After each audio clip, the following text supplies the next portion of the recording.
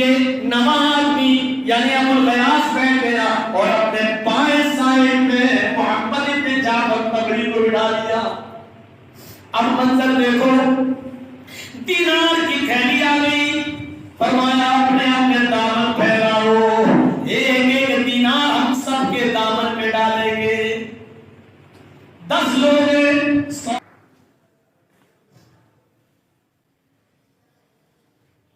ومن يضلله فلا هادي له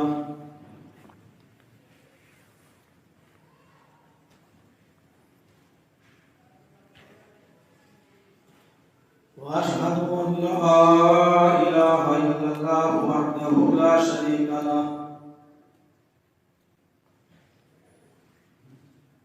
واشهد ان محمدا عبده ورسوله. أما بعد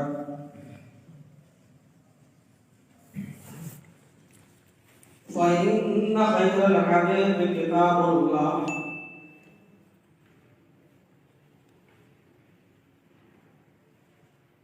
وخير الهدي هدي محمد صلى الله عليه وسلم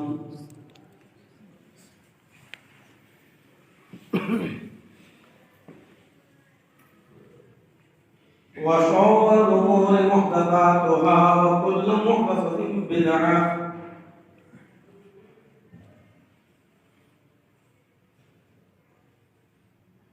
وكل بدعة ضلالة وكل ضلالة في النار.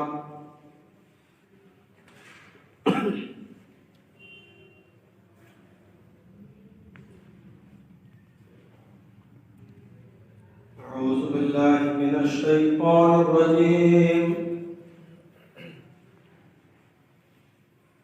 بسم الله الرحمن الرحيم.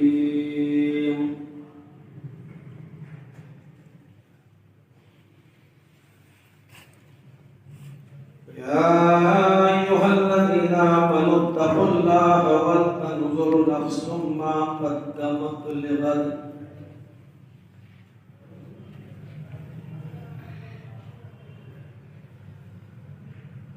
رب اشرح لي صدري ويسر لي امري واحلل عقدة من لساني يفقهوا قولي.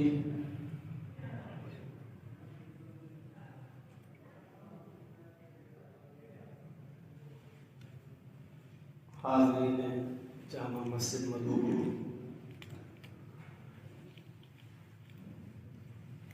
معزز مصلیان کرام،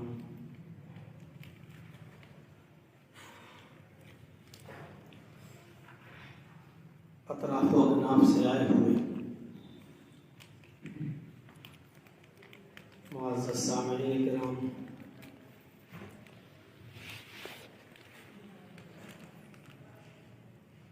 اللہ تبارک و تعالیٰ کا بہت بڑا شکر ہے اور اس کا احسان عظیم ہے کہ اس نے ہمیں اور آپ کو اس مسجد میں نماز پڑھنے کا، ایک ساتھ مل بیٹھ کر کتاب و سنت کی باتیں سننے کا ایک سنہرا موقع تھا. اللہ سے دعا ہے کہ العالمین جو باتیں کہی جا رہی ہیں اور کہی جا چکی ہیں، کہنے والوں کو بھی اور سننے والوں کو بھی اس پر عمل کی پوری توفیق عطا فرمائے.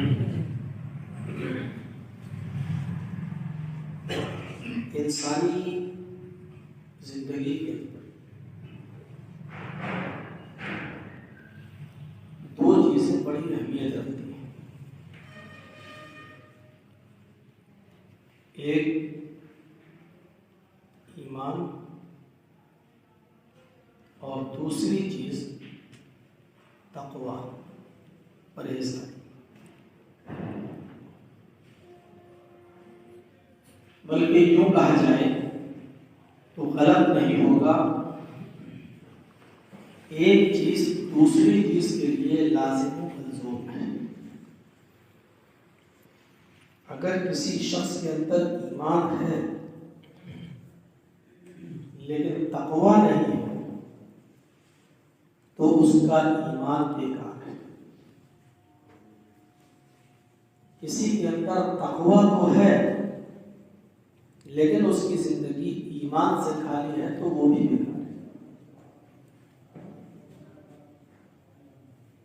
مزید وضاحت کے ساتھ اس کو یوں سمجھا جا سکتا ہے جیسے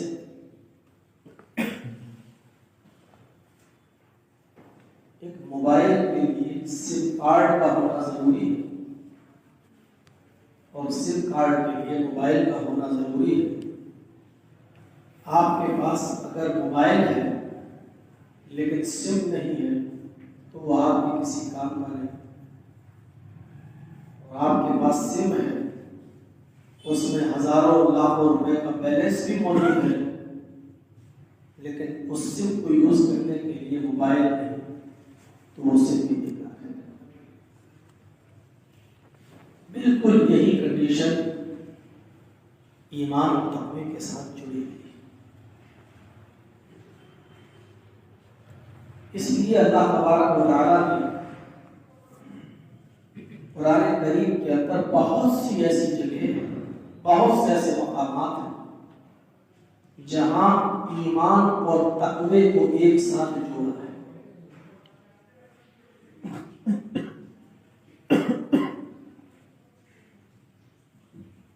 یا ایھا الذین آمنوا اتقوا اللہ ولتنظر نفس ما قدمت لغد۔ یہاں ایمان اور تقوی دونوں چیزوں کو ایک ساتھ پیش کیا گیا۔ اے اہل ایمان، اے مومنوں، اللہ سے ڈرو۔ یا ایھا الذین آمنوا، اے مومنوں، اے مسلمانوں، اتقوا اللہ، اللہ سے ڈرو۔ ایمان اور تقوی کو ایک ساتھ ذکر کیا ہے۔ مومن ہوگے تو اللہ سے ڈرو گے، مومن نہیں ہوگے تو اللہ سے نہیں ڈرو گے۔ اور جب ڈرو گے تو کل کے لیے کچھ تیاری کر سکو گے۔ جب خوف ہی نہیں ہوگا، ڈر ہی نہیں ہوگا تو آپ کل کے لیے کیا تیاری کریں گے؟ اس لیے پہلے کہا کہ مومنوں ڈرو، اور کس سے ڈرو؟ اللہ سے ڈرو، اور پھر فوراً کہا گیا وَلْتَنْظُرْ نَفْسٌ مَا قَدَّمَتْ لِغَدٍ۔ ہر نفس کو غور کرنا چاہیے، ہر انسان کو یہ بات سوچنی چاہیے مَا قَدَّمَتْ لِغَدٍ، قیامت کے دن کے لیے اس نے کیا تیاری کی ہے، کیا بھیجا ہے۔ سب کو معلوم ہے جن چیزوں پر ایمان لانا ہمارے ایمان کا حصہ ہے اور جز ہے، ان میں یوم الآخر، ڈے آف ججمنٹ، قیامت کا دن بھی ہے۔ الایمان ان تؤمن باللہ وملائکتہ وکتبہ ورسلہ والیوم الآخر وتؤمن بالقدر خیرہ وشرہ من اللہ تعالی۔ اللہ پر ایمان، فرشتوں پر ایمان، اس کی کتابوں پر ایمان، اس کے بھیجے ہوئے رسولوں پر ایمان، والیوم الآخر، اور ڈے آف ججمنٹ، فیصلے کے دن، آخری دن، قیامت کے دن پر ایمان، اور تقدیر پر۔ وضاحت دیکھیے، پہلی چیز اے اہل ایمان، مومنوں کو مخاطب کیا جا رہا ہے، کیونکہ جس کے اندر جتنا زیادہ ایمان ہوگا اس کے اندر اتنا ہی زیادہ تقویٰ بھی ہوگا، اور جس کے اندر جتنا زیادہ تقویٰ ہوگا وہ کوئی بھی کام کرتے وقت یہ سوچے گا یہ ہمارا یہ کام جو ہم کرنے جا رہے ہیں یہ کل قیامت کے دن کی برا ہے، اچھا ہے تو کریں، برا ہے تو چھوڑ دیں۔ اس لیے دیکھیں یا ایھا الذین آمنوا اتقوا اللہ ولتنظر نفس ما قدمت لغد، اے اہل ایمان، اے مومنو، تم اللہ سے ڈرو اور ہر نفس کو غور کرنا چاہیے، سوچنا چاہیے کہ کل قیامت کے دن کے لیے اس نے کون سی تیاری کر رکھی ہے۔ سوچ یاد ہے نا جب رات میں حضرت عمر فاروق رضی اللہ عنہ نے گشت کرتے ہوئے دیکھا کہ ایک عورت چولہا جلا رہی ہے اور اس کے گرد بچے بیٹھے ہوئے ہیں جو بھوک کی وجہ سے رو رہے ہیں، ہانڈی کا ڈھکن اتار کر ہٹا کر دیکھا تو پتا چلا کہ اس میں کوئی کھانا نہیں بن رہا ہے، چند پتھر پڑے ہوئے ہیں اور پانی جوش مار رہا ہے۔ پوچھا بہن یہ کیا ماجرا ہے؟ کیا کہتی ہے وہ؟ بچوں کو بہلا رہی ہوں کہ بیٹوں کچھ پک رہا ہے، بچوں کچھ پک رہا ہے، کھانا تیار ہو رہا ہے اور بچے اسی انتظار میں جاگتے جاگتے سو رہے ہیں۔ کہا تم نے اس کی شکایت، اس بھوک بنی و فاقے کی شکایت تم نے امیر المومنین سے کیوں نہیں کی؟ خود امیر المومنین ہے اور کیا کہتے ہیں کہ تم نے امیر المومنین سے اس کی شکایت کیوں نہیں کی؟ تو اس عورت کا جو جواب تھا وہ سنیے، میں کیوں جاؤں امیر المومنین سے شکایت کرنے میں؟ وہ تو امیر المومنین جب بنایا گیا ہے تو اس کو خود فکر ہونی چاہیے کہ کون سا گھر بھوکا سو رہا ہے، کون سا آرام سے سو رہا ہے۔ واللہ میرے بھائی، قیامت کے دن میں عمر کا ایمان کروں گی۔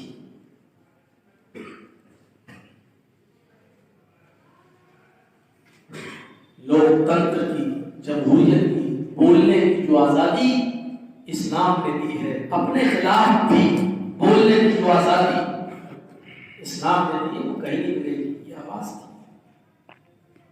حضرت عمر نے کہا بہن لوگوں، میں تمہارے اور تمہارے بچوں کے لیے کھانے کا انتظام کرتا ہوں۔ دربار خلافت گئے، گلے کی بوری، شکر، گھی، اس زمانے میں جو اناج کا جو سامان چلتا تھا، یہ نہ کہہ بیٹھی مولانا شکر، کہا تو شکر اس زمانے میں چلتی تھی کہ نہیں چلتی تھی؟ کہاں سے لائے ہو؟ کیا بول جاتے ہو؟ اس زمانے میں جو اناج چلتا تھا کہ بوری، ضروری سامان، تیل وغیرہ، مسالے وغیرہ لیا اور اپنے کاندھے پر لانا، تو ان کا خادم کہنے لگا امیر المومنین خادم تو میں ہوں، کہاں پہنچانا ہے مجھے بتائیے۔ دیکھیے حضرت عمر کا جواب، کہا نہیں میں پہنچاؤں گا، تمہارا وہ کہتا ایسا کیسے ہو سکتا؟ آج تک آپ نے اپنے کاندھوں پر اناج و غلے کی بوری نہیں لاتی اور آج آپ لا دیں گے؟ حضرت عمر نے کہا نہیں، آج بھی سامان میں ہی پہنچا کر آؤں گا۔ اس نے ضد کی تو امیر المومنین کا جواب یہ تھا، خادم جس جگہ آج یہ سامان مجھے پہنچانا ہے، اس عورت نے قیامت کے دن امیر المومنین کا عمر کا گریبان پکڑنے کی بات کی۔ اس لیے یہ سامان میں ہی پہنچاؤں گا، کیونکہ قیامت کے دن گریبان میرا پکڑا جائے گا، ذمہ دار میں ہوں، تم نہیں۔ اب کاندھے پر بوری لا رہے ہیں، اناج ڈلتا، تیل مرچ مسالہ لے کے جا رہے ہیں، یہ کارے ہیں اس لیے کر رہے ہیں کیونکہ کل قیامت کے دن کے لیے تیاری۔ سوچ، تقویٰ تھا، پرہیزگاری تھی، اس لیے قیامت کا احساس بھی تھا۔ وَلْتَنْظُرْ نَفْسٌ مَا قَدَّمَتْ لِغَدٍ، ہر انسان کو غور کرنا چاہیے کہ کل قیامت کے دن کے لیے اس نے کیا تیاری کر رکھی ہے۔ ایک بار آواز دی اپنے خادم کو، سنو، کہاں ہو؟ نہیں سنا۔ تھوڑی دیر کے بعد نمودار ہوا، حضرت عمر فاروق نے اس کپتان مروڑ اینڈ دیا اپنے غلام کا، کان اینڈ دیا، سنائی نہیں دیتا، کب سے آواز دے رہا ہوں، امیر المومنین آپ نے میرا کام توڑ دیا، میرا کام تو مروڑ دیا، میرے آقا ہے، مالک ہے، مجھے کوئی آبجیکشن نہیں، لیکن تھوڑی دیر کے لیے آپ معاملے پر غور کر لیجیے گا، تھوڑی دیر کے لیے آپ سوچ لیجیے گا، آپ نے کہیں ناجائز تو میرا کام نہیں مروڑا، کہیں آپ کو کہیں دھوکہ تو نہیں ہوا، آپ ہی نے تو تھوڑی دیر پہلے مجھے کسی کام کے لیے بھیجا تھا، میں اسی کام کے لیے گیا ہوا تھا، شاید آپ بھول رہے ہیں، آپ کو یاد نہیں ہے۔ حضرت عمر فاروق نے اتنا سنا، سننے کے بعد کہا ادھر آؤ، مجھے یاد آ گیا ہے، آئے میرے خادم، یہ رہا میرا کام، حاضر ہے، لو تم اس کام کو تم بھی اینڈ لو، اپنا انتقام لے لو، اپنا بدلہ لے لو۔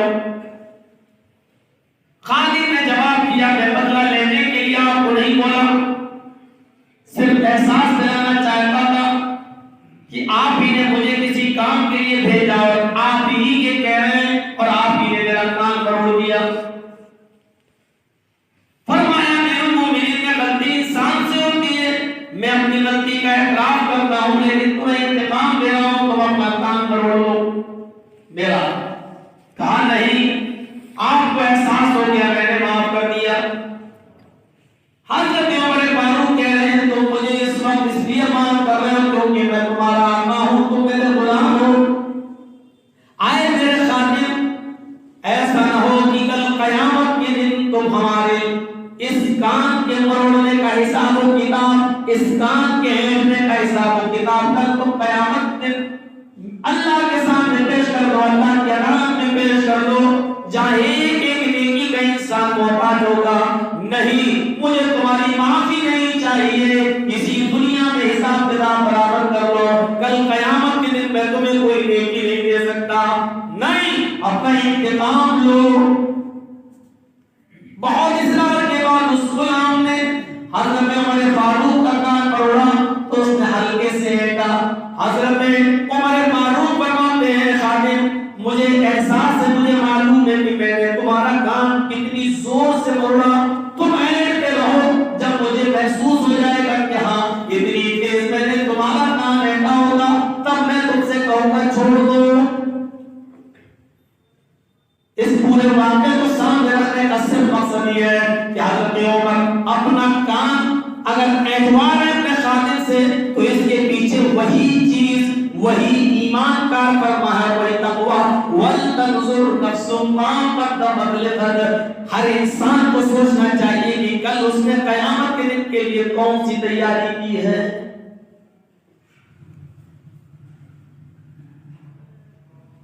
22 لاکھ مربع میل پر حکومت کرنے والی شخصیت، عراق، ایران، آذربائیجان، چین، فلسطین، مصر، یہ سارے ملک شامل ہیں اس کے اندر۔ اتنی لمبی چوڑی حکومت، خلافت سنبھالنے والی شخصیت، اور ایک معمولی سے غلام سے کہہ رہی ہے کہ میرا کان کروڑ۔ حضرت عمر فاروق کو ایسا کرنے پر اگر کوئی چیز مجبور کر رہی ہے تو وہی تقویٰ ہے، وہی خوف خدا ہے، اور وہی قیامت کے دن جواب دہی کا احساس ہے۔ جب جواب دہی کا احساس نکل جائے تو معاف کیجیے گا، جب ہمارے دل سے یہ احساس نکل گیا کہ ہمیں جواب دینا ہے تو پھر سگا بھائی اپنے سگے بھائی کی زمین و جائیداد پر بھی قبضہ کر لے گا۔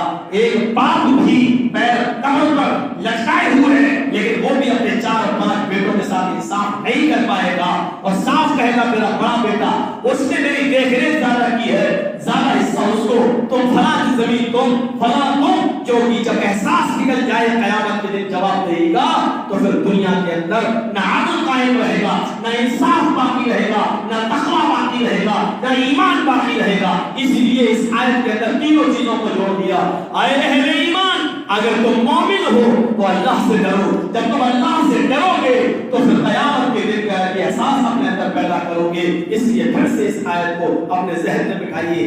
یا ایھا الذین آمنوا اتقوا اللہ ولتنظر نفس ما قدمت لغد. اے اہل ایمان، اے مومنو، تم اللہ سے ڈرو اور ہر نفس کو، ہر انسان کو سوچنا چاہیے کہ کل قیامت کے دن کے لیے اس نے کون سی تیاری کی ہے.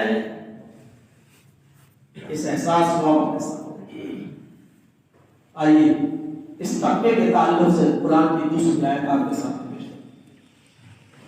یا ایھا الذین آمنوا اتقوا اللہ حق تقاتہ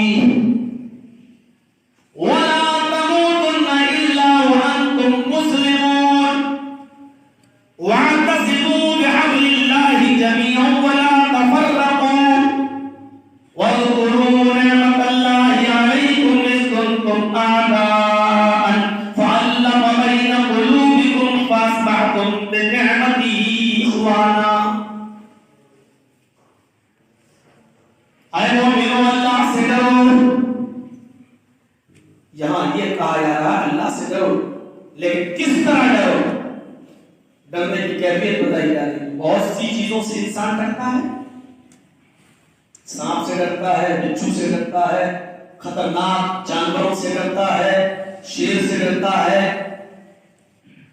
آگ سے ڈرتا ہے، زہر سے ڈرتا ہے. تو اللہ سے بھی ڈرو. ڈرنے کا مطلب کیا ہے؟ یہ دعوے بہت پرانے ہو چکے ہیں. کسی سے نہیں ڈرتا سوائے اللہ کے، یہ کہنا بھی صحیح ہے. اللہ سے بڑے بڑے سیاسی لوگ بھی آتے ہیں، کسی سے نہیں ڈرتا اللہ کے علاوہ. یہ بولنا بہت آسان ہے، لیکن قرآن نے کہا ہے کہ صرف اللہ سے ڈرو. انسان بہت سی چیز سے ڈرتا ہے. یہ بھی کہا گیا اپنے ماں باپ سے بھی ڈرو. ایک شاگرد اپنے استاد سے بھی ڈرتا ہے، ایک بچہ اپنے ٹیچر سے ڈرتا ہے، چھوٹا بھائی بڑے بھائی سے ڈرتا ہے. یہ الگ بات ہے کہ اس ڈرنے کا ایک حق ہوتا ہے. سگریٹ پیتے ہوئے بڑا بھائی صاحب ہے، اس ڈر، یہ ڈر تو ہے لیکن یہ ڈر ادب کے دائرے میں آتا ہے. یعنی چھوٹا بھائی اپنے بھائی کا ادب کر رہا ہے، اس لیے بڑے بھائی کے سامنے میری سگریٹ نہیں پینا چاہتا ہے. لیکن ڈر ہے. آگ لگی ہوئی ہے، آگ سے بھی ہم ڈر رہے ہیں، لیکن آگ سے ڈرنے کا حق کیا ہے؟ مطلب کیا ہے؟ آگ کو دیکھ کر بھاگ نہیں رہے، لیکن ڈر ہے. اور ڈر کیا ہے؟ ہم اس پہ جان بوجھ کر چھلانگ نہیں لگا رہے، جمپ نہیں لگا رہے، کود نہیں رہے ہیں، کیونکہ ہمیں معلوم ہے کہ کودیں گے تو جل جائیں گے. یہ آگ سے ڈرنے کا حق ہے. زہر سے ڈر رہے ہیں، زہر، اس سے ڈرنے کا مطلب کیا ہے؟ بھاگ نہیں رہے ہیں، بھاگنا بھی نہیں چاہیے، لیکن اس سے ڈرنے کا مطلب یہ ہے کہ زہر کو ہم جان بوجھ کر کھا نہیں رہے، پی نہیں رہے، کیونکہ ہمیں معلوم ہے کہ اس کا انجام کیا ہوگا. سانپ سے ڈرنے کا مطلب کیا ہے؟ اس کے منہ میں انگلی نہ دیں، اس کے قریب جائیں گے، اس کو چھوڑیں گے، وہ ہمیں ڈس لے گا، پھر زہر کے اثر سے ہم مر جائیں گے. اس سے ڈرنے کا حق ہے. جنگل میں جا کر بیابان جنگل میں شیر، اس کو دیکھ کر ہم بھاگ رہے ہیں، کیوں نہیں بھاگیں گے تو ہم پر جھپٹ لے گا، جھپٹا مارے گا، بوٹی بوٹی کر دے گا، اس کو دیکھ کر ہم بھاگ رہے ہیں. یہ شیر سے ڈرنے کا حق ہے. یہ نہیں کہا کہ اسے ڈرو نہیں، ڈرو حق کے ساتھ. حق کیا ہے؟ شیر کو لے کر بھاگو، سانپ اور بچھو کے منہ میں زبردستی انگلی مت دو، آگ میں جمپ مت لگاؤ، زہر کو جان بوجھ کر مت کھائیے اور پیجیے. جس طرح تم ان تمام چیزوں کا حق ادا کرتے ہو، ڈرنے کا، اللہ سے بھی ڈرنے کا ایک مطلب ہے، اللہ سے بھی ڈرنے کا ایک حق ہے. اللہ نے کہا یا ایھا الذین آمنوا اتقوا اللہ حق تقاتہ. ایمان والو، تم اللہ سے بھی ڈرو جیسا کہ اس سے ڈرنے کا حق ہے. اب اس سے ڈرنے کا حق کیا ہے؟ اللہ کو لے کر بھاگو گے.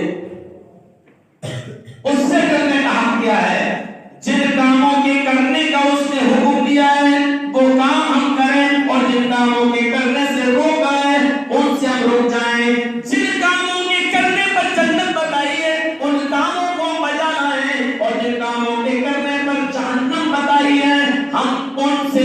بچیں. یہ ہے اللہ سے ڈرنے کا مطلب کہ قرآن و حدیث کے اندر جو اوامر ہیں ان کو ہم بجا لائیں, جو نواہی ہے اس سے ہم اجتناب کریں, جو کرنے کے کام ان کو کریں اور جن سے بچنے کا حکم دیا گیا ہے اس سے ہم بچیں. یہ ہے اللہ سے ڈرنے کا مطلب.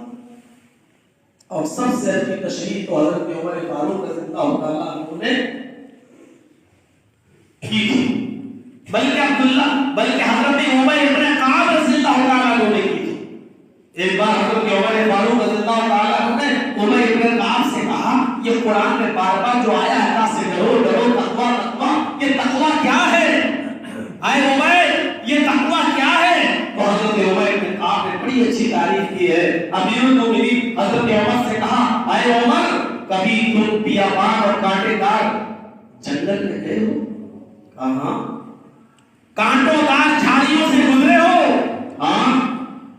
کہا اگر زمین پر کانٹے ہی کانٹے بچھے ہوئے ہوں, چاروں طرف کانٹوں دار جھاڑیاں ہوں, گزرنا بھی ضروری ہو, پیروں میں تمہارے چپل بھی نہ ہو, تو ایسی صورت میں تم کیا کرو گے؟ تو حضرت عمر فاروق نے فرمایا, پیروں میں چپل نہیں, بیابان جنگل راستے میں کانٹے ہی کانٹے, چاروں طرف کانٹوں دار جھاڑیاں اور گزرنا بھی ضروری ہو. تو عمر نے کہا میں بہت بچ بچ کے آہستہ آہستہ دھیرے دھیرے قدم رکھوں گا اور کانٹوں سے بچ بچ کے چلوں گا, کانٹوں دار جھاڑیوں سے اپنے دامن کو سمیٹتے ہوئے دھیرے دھیرے آہستہ آہستہ کانٹوں سے بچتے ہوئے اور جھاڑیوں سے بچتے ہوئے گزروں گا اور آگے نکل جاؤں گا. عمر نے کہا بہت بچنے کے باوجود بھی دو چار کانٹے تمہارے پیر میں چبھ ہی جائیں گے, کیونکہ راستہ ہی کانٹوں دار ہے, جھاڑیاں ہی جھاڑیاں کانٹوں دار ہیں. بہت بچنے کے باوجود بھی تمہیں دو چار کانٹے چبھ ہی جائیں گے. اگر بلڈ نکل گیا, خون نکل گیا تو تم کیا کرو گے؟ حضرت عمر نے کہا 1000 کوشش کرنے کے باوجود, بچنے کی تمام تدبیریں کرنے کے باوجود اگر دو چار کانٹے میرے پیر میں چبھ جائیں تو ہم مرہم لگا کر دوا علاج کر کے ہم اس زخم کو دور کر دوں گا. تو حضرت عمر نے کہا اے امیر المومنین یہی تو تقوی کی تعریف ہے. جس طریقے سے کانٹوں دار جھاڑیوں سے گزرنا ضروری ہو, راستے سے گزرنا ضروری ہو, تو کانٹوں سے بچ بچ کے گزر جاتے ہو کہ کوئی کانٹا ہمارے پیر میں چبھ نہ جائے. اس دنیا میں بھی گناہوں کا جال بچھا ہوا ہے, قدم قدم پر گناہ تمہیں ملیں گے. جس طرح جنگل میں کانٹوں سے بچ بچ کے گزر جانا اپنے آپ کو محفوظ سمجھتے ہو, اسی طریقے سے تم دنیا میں بھی گناہوں سے بچ بچ کر زندگی گزارو, گناہوں کے راستے سے بچ بچ کر نکل جاؤ. یہی تقویٰ ہے. بہت زیادہ گناہوں سے بچنے کے باوجود گناہوں کی دلدل میں رہنے کی وجہ سے دو چار خطائیں غلطیاں گناہ ہو ہی جائیں گے. جب یہ ہو جائے تو تم اس کا مرہم اور پٹی اور علاج کر لیا کرو, اور اس کی مرہم پٹی اور علاج یہ ہے کہ تم اللہ کے سامنے گر گڑا کر سچے دل سے توبہ اور استغفار کر لیا کرو. یہی اس کا علاج ہے اور یہی تقوی کی تعریف ہے. میرے پیارے ساتھیوں, یہ حضرت عمر فاروق رضی اللہ تعالیٰ عنہ کو آپ نے تقوی کی تعریف بتائی ہے, تو یہ ہے تقویٰ. یا ایھا الذین آمنوا اتقوا اللہ حق تقاته, ایمان والو اللہ سے ڈرو جیسا کہ اس سے ڈرنے کا حق ہے.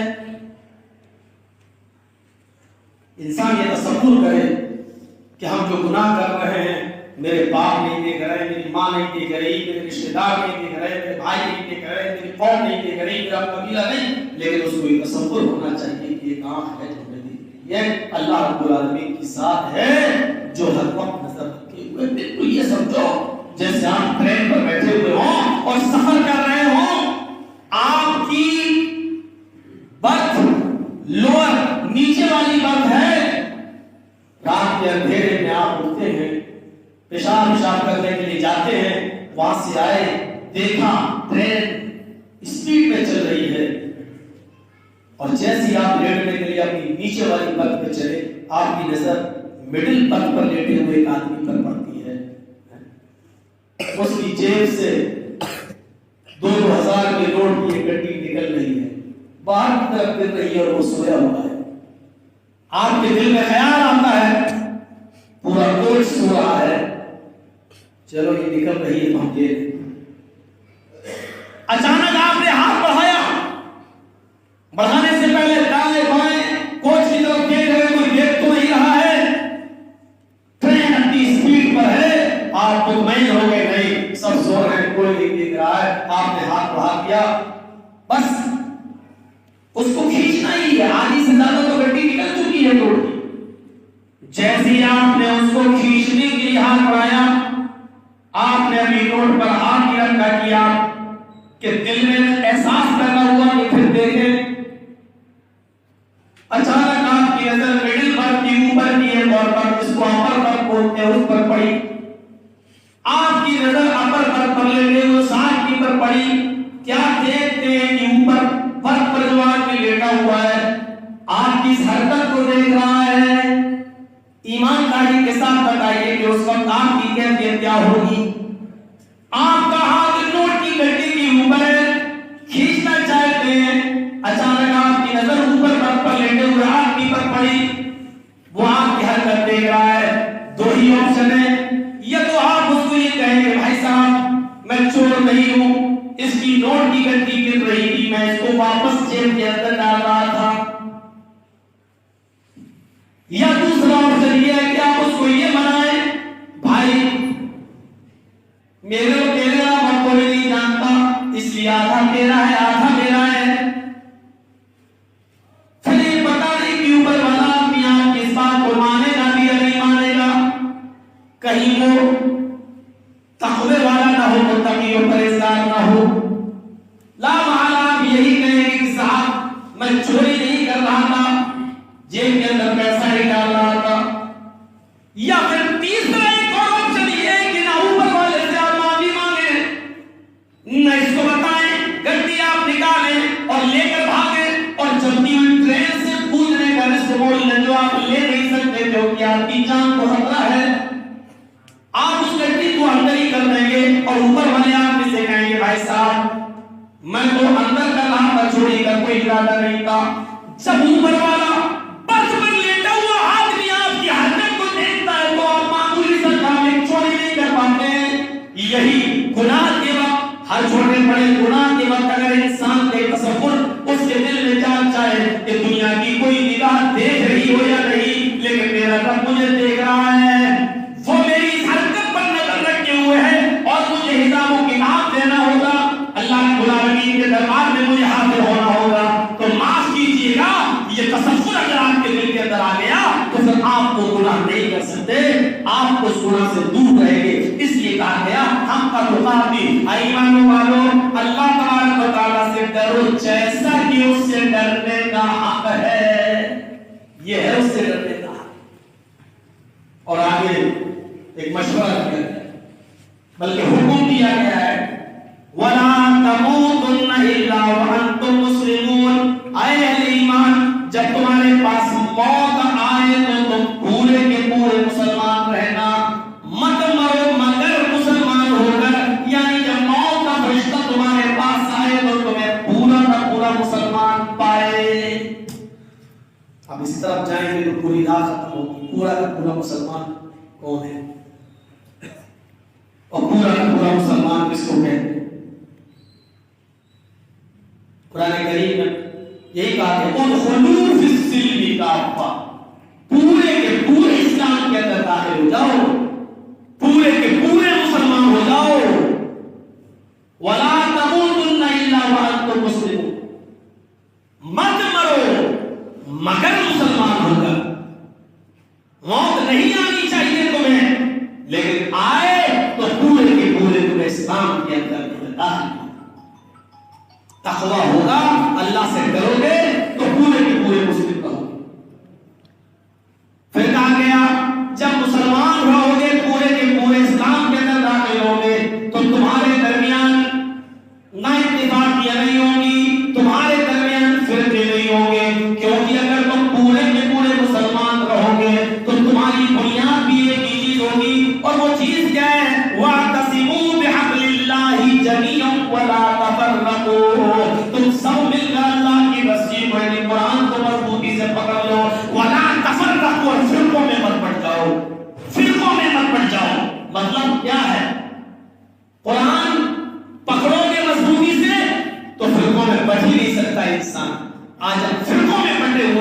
اس کا مطلب نکالیے، اس کا سیدھا مطلب یہ ہے کہ قرآن سے ہم نے رشتہ توڑ دیا۔ مفہوم مخالف عربی گرامر جب آپ پڑھیں گے اصول فقہ وغیرہ کی کتابیں تو آپ کو یہ تجزیہ ملے گا مفہوم مخالف نکالنے کا۔ وَاعْتَصِمُوا بِحَبْلِ اللَّهِ، تم سب مل کر اللہ کی رسی کو مضبوطی سے پکڑ لو، وَلَا تَفَرَّقُوا، فرقوں میں مت بٹو۔ اس کا الٹا مطلب ہے یعنی قرآن کو مضبوطی سے پکڑو گے تو فرقے ہو ہی نہیں سکتے، فرقوں میں بٹ ہی نہیں سکتے۔ اب الٹا مفہوم نکالو، آج ہم فرقوں میں بٹے ہیں، مطلب یہ ہے کہ قرآن کو ہم مضبوطی سے پکڑے ہی نہیں۔ یہ قرآن ڈور ہے، یہ قرآن رسی ہے، جتنی مضبوطی سے پکڑو گے بلندی پہ جاؤ۔ کسی تقریر میں میں نے مثال دی تھی، پتہ نہیں اسلام میں نے دیا نہیں، آپ نے پتنگ کو دیکھا؟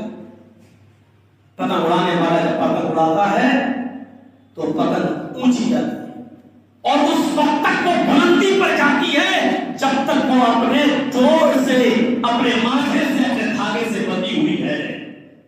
پتنگ جب تک اپنی ڈور کو پکڑے ہوئے ہے بلندی پہ جا رہی ہے، اونچائی پہ جا رہی ہے، عزت کی بلندیاں چھو رہی ہے۔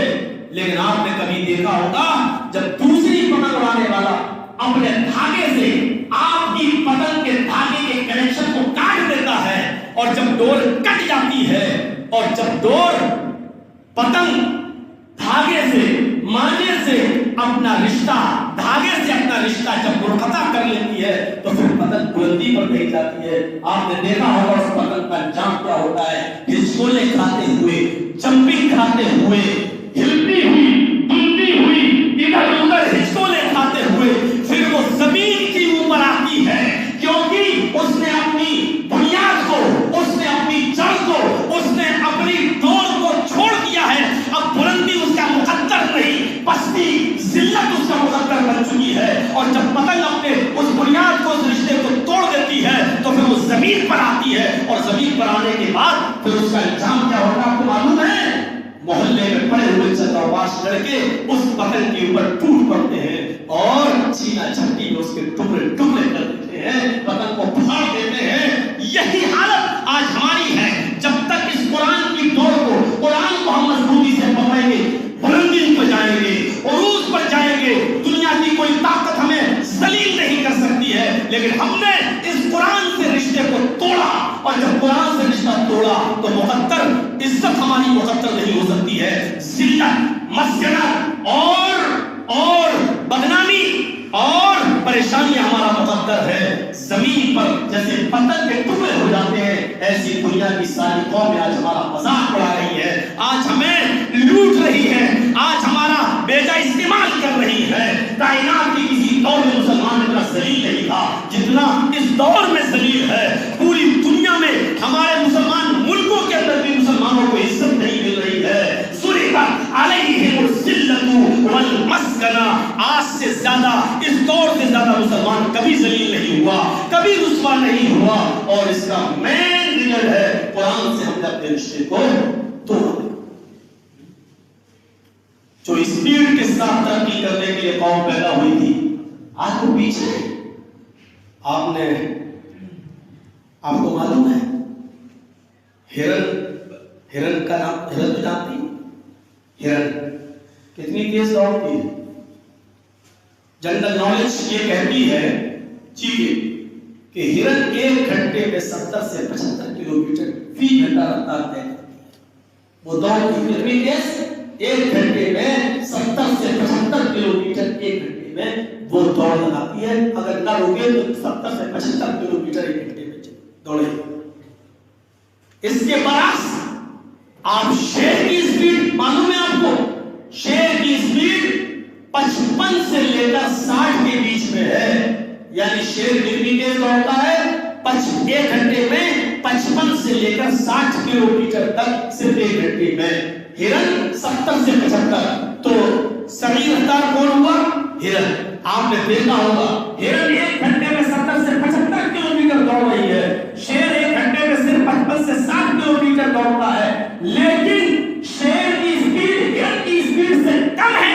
اس کے باوجود وہ ہرن کا شکار کر لیتا ہے، ہرن پر ٹوٹ پڑتا ہے، ہرن کو اپنا شکار بنا لیتا ہے. اس کی وجہ کیا ہے؟ کیونکہ ہرن کے اندر مستقل مزاجی نہیں ہے. وہ اپنے دشمن کو پیچھے بار بار کے دیکھتی رہتی ہے کہ دیکھیں یہ ہمارے اوپر کتنا قریب آ گیا ہے. وہ رکتی ہے, اڑ کے دیکھتی ہے, پھر بھاگتی ہے, پھر اڑ کے دیکھتی ہے, پھر بھاگتی ہے. لیکن شیر پیچھے مڑ کر نہیں دیکھتا ہے. اس لیے شیر اپنے سے زیادہ تیز رفتار سے دوڑنے والی ہرن پر شکار کر لیتا ہے اور اس کے ٹکڑے ٹکڑے کر دیتا ہے.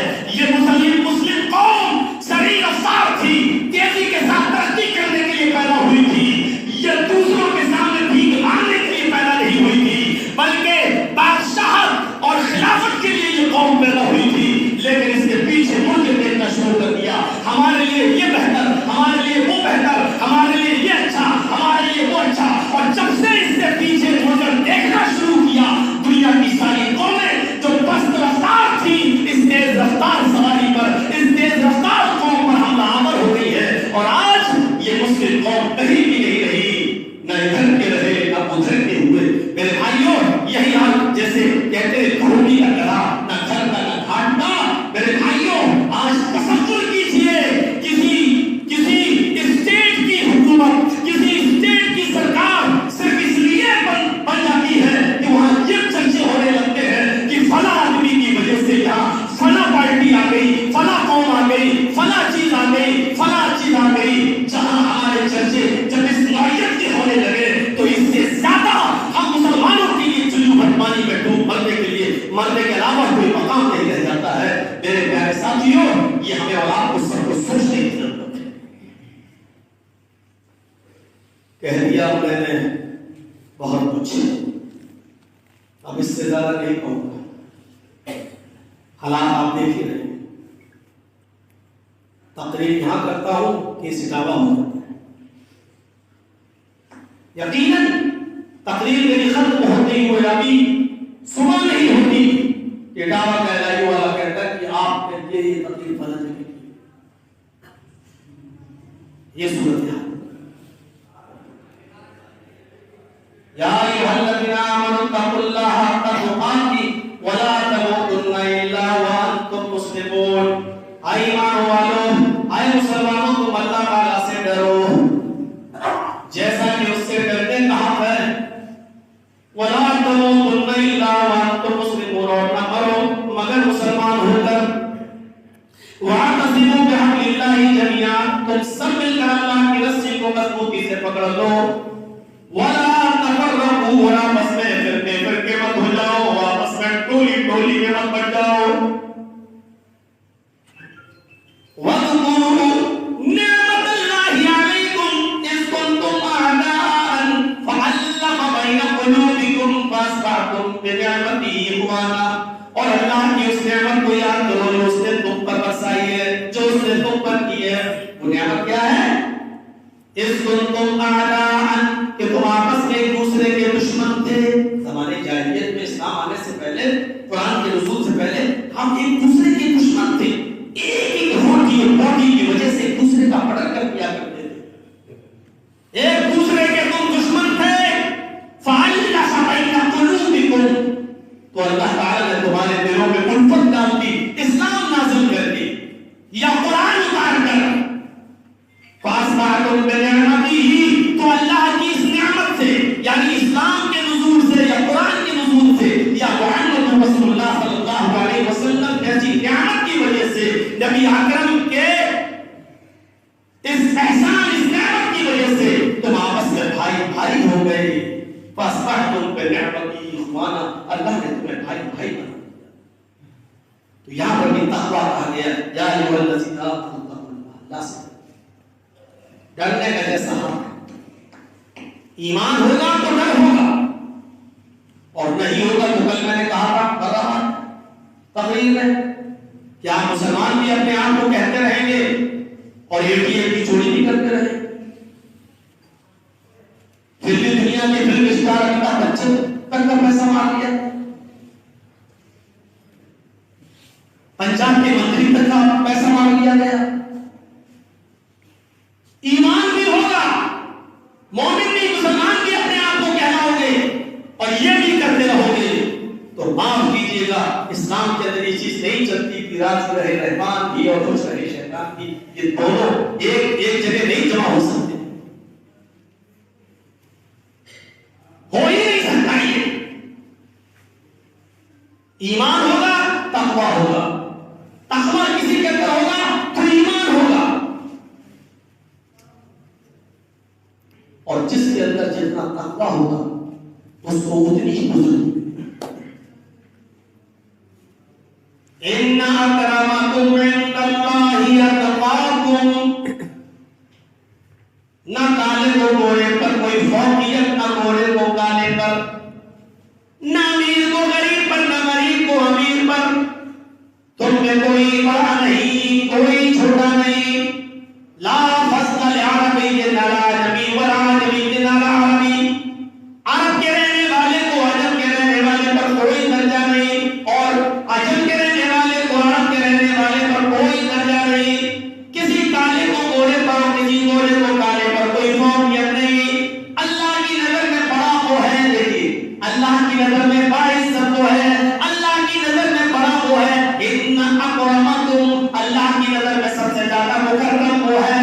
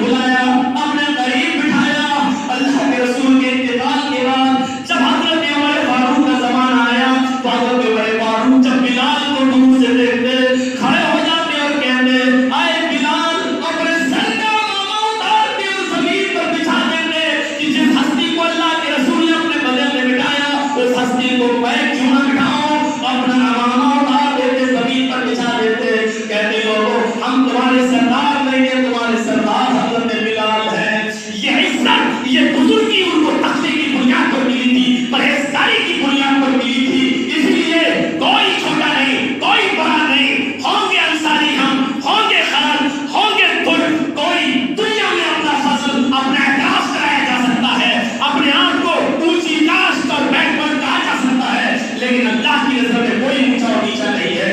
اللہ کی نظر میں اور اللہ کے نزدیک سب سے بڑا وہ ہے جو اللہ سے سب سے زیادہ کرنے والا ہے۔ فرمایا ان اکرمکم، تم میں سب سے زیادہ مکرم اور باعزت اور بزرگ وہ ہے ان اللہ اتقاکم، جو اللہ سے سب سے زیادہ کرنے والا ہے۔ یہ تقوی کے فائدے ہیں۔ تقوی ملے ہمیں ایمان ہوگا تو تقوی ہوگا۔ آئیے ایک اور آیت کی طرف، ان کو چلا یا ایھا الذین آمنوا اتقوا اللہ وقولوا قولا سدیدا۔ یہ ایمان والو، اللہ سے ڈرو، ہمیشہ درست اور صحیح بات کرو۔ پہلے تو کہا ایمان والو، پھر کہا اللہ سے ڈرو، پھر کہا ہمیشہ درست بات کرو۔ اللہ نے یہ نہیں کہا ہمیشہ سچی بات کرو۔ ایک ہوتا سچ بولو، ایک ہوتا درست بولو، دونوں میں فرق ہے۔ اور فرق کیا ہے؟ مولانا صاحب 12 بجے آپ کہاں تھے؟ میں بتانا نہیں چاہتا ہوں۔ اب مان لیجیے میں مدھوپور پہ تھا، میں نے بتا دیا میں اسٹیشن پہ تھا، یہ تو ہو گیا سچ بولنا۔ ایک ہو گیا مولانا صاحب آپ کہاں تھے؟ میں بتانا نہیں چاہتا ہوں، آپ نے اور جھوٹ بھی نہیں بولنا چاہتا ہوں، اور میں جانتا ہوں بتا دوں گا تو جو بزنس میں کر رہا ہوں وہ آپ بھی کرنا شروع کر دیں گے، اس لیے میں چاہتا ہوں کہ بتاؤں بھی نہیں، لیکن 5 وقت کا نمازی ہوں اس لیے جھوٹ بھی نہیں بولنا چاہتا۔ کہاں تھے؟ زمین کے اوپر، آسمان کے نیچے۔ جھوٹ ہے؟ جھوٹ تو نہیں، کہیں بھی رہے ہوں گے تو زمین کے اوپر ہی ہوں، آسمان کے نیچے۔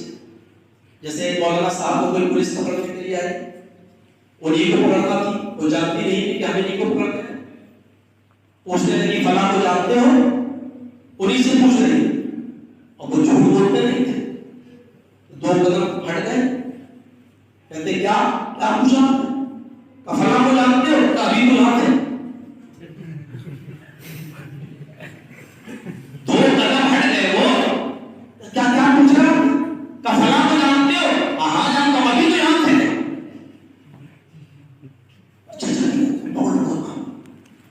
یہ نہ تو سچ ہے نہ درست ہے، کیونکہ آپ اچھی طرح جانتے ہیں کہ اس نے جس کے بارے میں پوچھا ہے وہ آپ ہے۔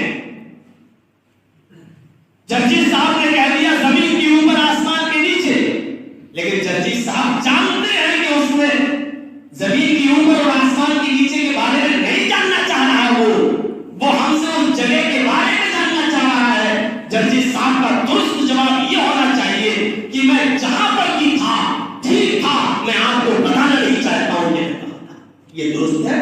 بولیے آپ کیسا صاحب میں کہا تھا میں آپ کو بتاؤں گا نہیں، لیکن یہ کیوں کہہ رہے ہو زمین کے اوپر آسمان کے نیچے؟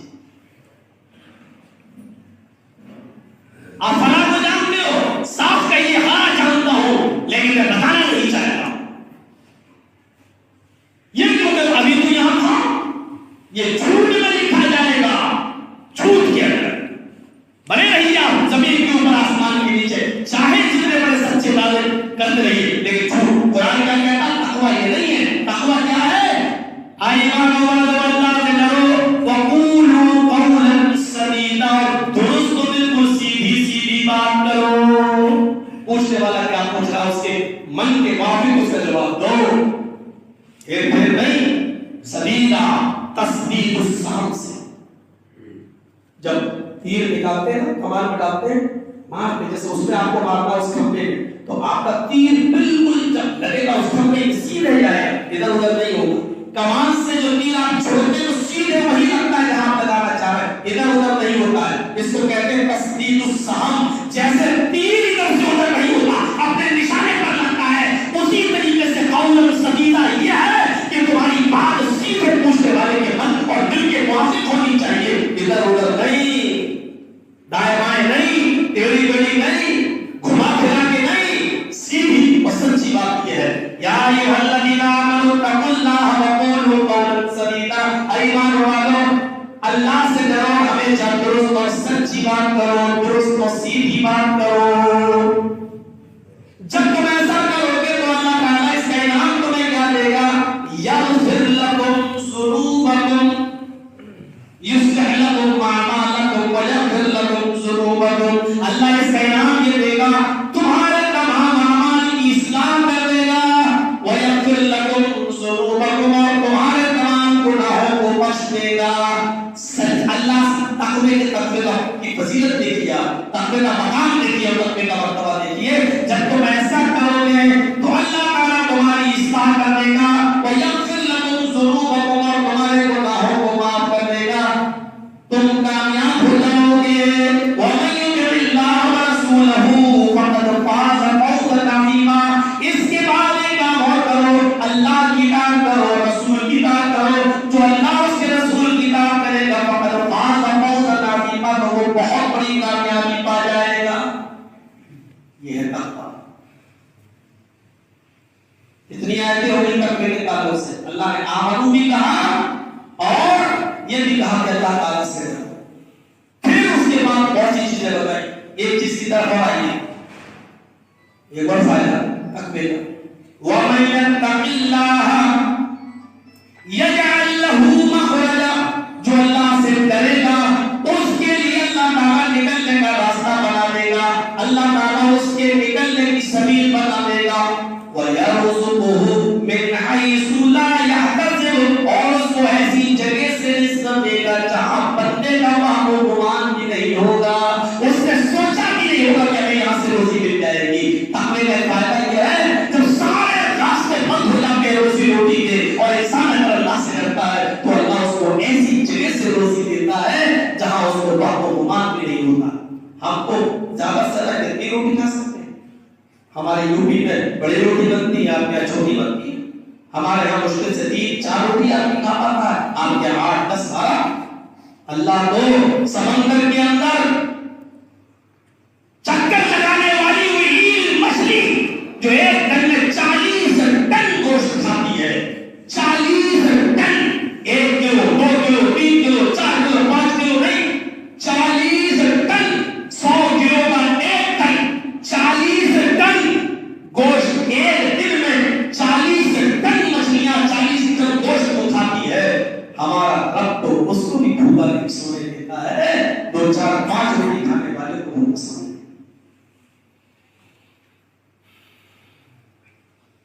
ذرا ایک واقعے کی طرف ہم آپ کو لے کے چلنا چاہتے ہیں. واقعہ بڑا دلچسپ بھی ہے، دردناک بھی ہے اور عبرت آمیز بھی ہے. ذرا اس واقعے کو ذرا سوچیے، غور سے سنیے گا. رمضان کا چاند ہو گیا ہے، روزے رمضان کا چاند ہو گیا ہے. خانہ کعبہ میں پہلی تراویح ہے، خانہ کعبہ کے اندر پہلی تراویح ہے. لوگ چاند کی خبر سننے کے بعد تراویح پڑھنا شروع کر دیتے ہیں.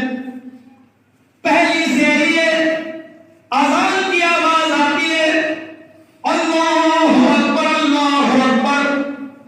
مکے کے ایک ایک گھر سے لوگ خانہ کعبہ کی طرف جا رہے ہیں صبح فجر کی نماز پڑھنے کے لیے کہ اس خانہ کعبہ میں ثواب زیادہ ہے.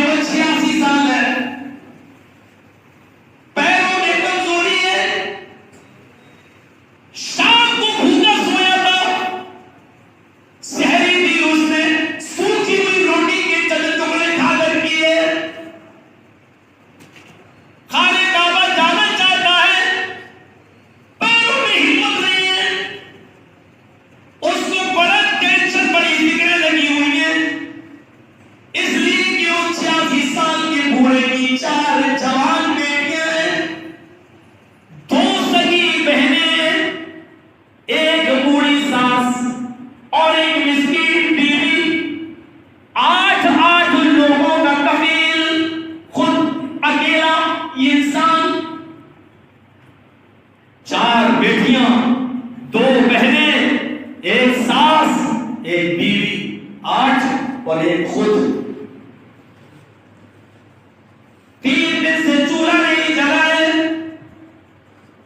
چاند ہو گئے، سحری بھی آج سوکھی روٹی کو پانی میں ڈال کر بھگو کر نرم کر کے چبا کر اوپر سے پانی پی کر رہ جاتا ہے۔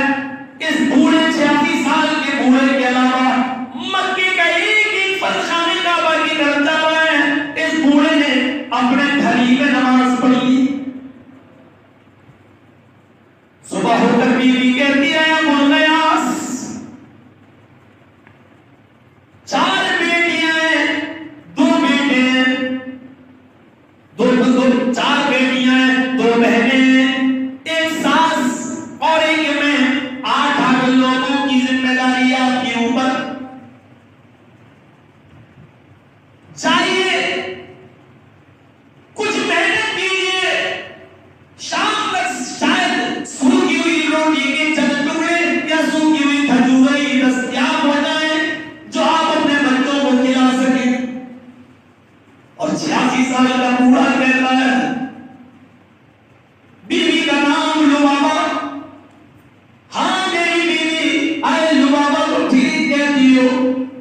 چل دیا، گھر سے باہر نکلا، پیٹ کی آگ بجھانے کے لیے اپنے سے زیادہ اپنے بچوں، اپنی بہنوں، پوری ساس اور بیوی کی ذمہ داری ماں نے ڈال رہی ہے۔ جس دروازے پہ جاتا ہے کہ کوئی کام دے دو، آپ بھی اس کو دیکھتا ہے 86 سال کا بڈھا، پیروں میں چال نہیں، ہاتھوں میں طاقت نہیں، کون سا کام کرے گا؟ اپنا دروازہ بند کر دیتا ہے۔ اس بوڑھے کو کوئی بھی کام نہیں مل رہا ہے۔ تقریباً 11-12 بجے کا وقت ہوگا، مکے کی گرمی نے اس بوڑھے کو نڈھال کر دیا ہے اور لوگ بھی اب اپنے اپنے گھروں میں آرام کرنے کے لیے جا رہے ہیں۔ سوال کے وقت تک اس بوڑھے کو کوئی کام نہیں ملا۔ اپنی زندگی سے مایوس ہو کر ایک بیابان جنگل میں ایک صحرا میں بیٹھ گیا، کسی دیوار سے ٹیک لگا کر، اور سوچنے لگا مر جاؤں، خودکشی کر لو۔ یہ آسان طریقہ ہے۔ 4 بیٹیوں، 2 بہنوں، بوڑھی ساس اور بیوی، کہاں سے لاؤں گا، کیسے کھلاؤں گا پلاؤں گا؟ چلو زندگی کا خاتمہ کر لو، کسی اونچی جگہ سے اپنے آپ کو گرا لو۔ لیکن عالم تھا، خیال آتے ہی کہتا نہیں، یہ موت تو حرام ہوگی، اگر ایسا کیا تو یہاں سے سکون تو مل جائے گا لیکن دوسری زندگی میں سکون نہیں، ہمیشہ ہمیشہ کے لیے جہنم میں داخل ہو جاؤں گا اور خودکشی کی جو سزا ہے وہ ملتی رہے گی، اس پر تو بخشش بھی نہیں ہے، یہ موت حرام ہوگی۔ ہاتھ میں ایک لکڑی کا ٹیکا لیتا ہے اور زمین کی مٹی کو کریدنے لگتا ہے اور سوچنے لگتا ہے شام تک میں اپنی بیوی بچوں کے لیے کیا لے کے جاؤں گا، کہ کوئی کام ہی نہیں دے رہا ہے۔ لکڑی سے کوئی چیز زمین کو کورید رہا تھا، اچانک اس کا ہاتھ کسی چیز کو چھوتا ہے، وہ رکتا ہے، اس کو تھوڑی دیر کے لیے ڈر لگا، یہ کیا ہے، کہیں سانپ تو نہیں، کوئی بچھو تو نہیں۔ پھر اس نے سوچا سانپ ہی ہو، بچھو ہی کیوں نہ ہو، یہی مجھے ڈس لے، ڈنگ مار دے اور اس کے زہر سے میں مر جاؤں۔ اس نے سوچ کر اپنے ہاتھ کو آگے بڑھا دیا۔ جب اس نے ہاتھ آگے بڑھایا تو اس کو پتا چلا کہ یہاں کوئی بیل پڑا ہے، اس کو اردو میں ہومیانی بولا جاتا ہے۔ ہومیانی چمڑے کی بیل کا ہوتی ہے، جس کو سامان بھر لیا جاتا ہے، چمڑے کی لیدر کی ہوئی۔ حاجی لوگ اکثر اپنے کمر پہ باندھ لیتے ہیں احرام پہنتے وقت تاکہ ضروری سامان اس کا رکھ لیں۔ اس بیل سے ٹکراتا ہے، فوراً اس کو اٹھاتا ہے، اس کو کھول کر دیکھتا ہے تو اس میں دینار ہے، سونے کے سکے ہیں، اور وہ اسی جگہ پر گرتا ہے تو پورے 1000 سونے کے سکے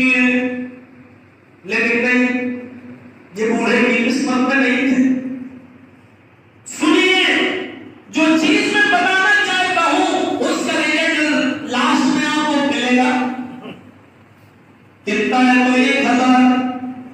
خوش ہوتا ہے تھوڑی دیر کے لیے کہ چلو یہ مجھے مل گیا ہے، میری غریبی دور ہو جائے گی، میری بیٹیوں کی شادی ہو جائے گی، میری بہنوں کی بھی شادی ہو جائے گی. اب یہ سوچتا ہے، لیکن اچھا خاصا پڑھا لکھا عالم تھا، کہتا ہے نہیں اے ابوالغیاث، یہ مال تیرا نہیں ہے، تو اس کا مالک کیسے ہو سکتا ہے؟ کاش اس قسم کے واقعات یہ چور اور ATM کے ڈکیت اور اپنے ایمان کو چند درہموں میں بیچنے والے اس قسم کے واقعات کو سنیں اور عبرت لیں. اے ابوالغیاث، یہ مال تیرا کیسے ہو سکتا ہے؟ یہ تو زمین پر پڑا ہوا تجھے مل گیا ہے. عالم کا کہتا ہے یہ تو لقطہ کہلاتا ہے عربی زبان میں گرا ہوا مال. جب تمہیں مل ہی گیا ہے تو یہ ابھی تمہارا نہیں ہوگا جب تک 1 سال تک اس مال کے مالک کو ڈھونڈنا تمہاری ذمہ داری ہے. 1 سال تک تمہیں اعلان کرنا پڑے گا. جب 1 سال تک مال کا مالک نہ ملے تب تم اس کے چند حصے کو صدقہ و خیرات کر کے اپنے استعمال میں لے سکتے ہو. لیکن 1 سال تک میں اعلان کیسے کروں؟ میرے پیر تو قبر میں لٹکے ہوئے ہیں. 1 سال تک پتا نہیں میں زندہ بھی رہوں گا یا نہیں رہوں گا.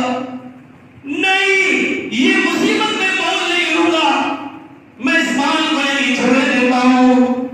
ہاتھ میں اگر لے لیا تو 1 سال تک کون اعلان کرے گا؟ اللہ مجھے اس مصیبت سے بچائے، یہ سوچ کر اس نے مال وہیں پر چھوڑ دیا. کھڑا ہوا پھر کہتا ہے اے ابوالغیاث، مال کو تم چھو چکے ہو. شریعت کے مسئلے بھی سنتے جائیے. اے ابوالغیاث، اگر مال کو تم نے دیکھ کر آگے بڑھ گئے ہوتے، چھوا نہ ہوتا تو تمہارے اوپر کوئی ذمہ داری نہیں تھی. لیکن تم چھو چکے ہو، دینار گن چکے ہو، اب اس کو چھوڑ بھی نہیں سکتے ہو. اب اگر چھوڑو گے تو اس کی ذمہ داری تمہاری اوپر ہے.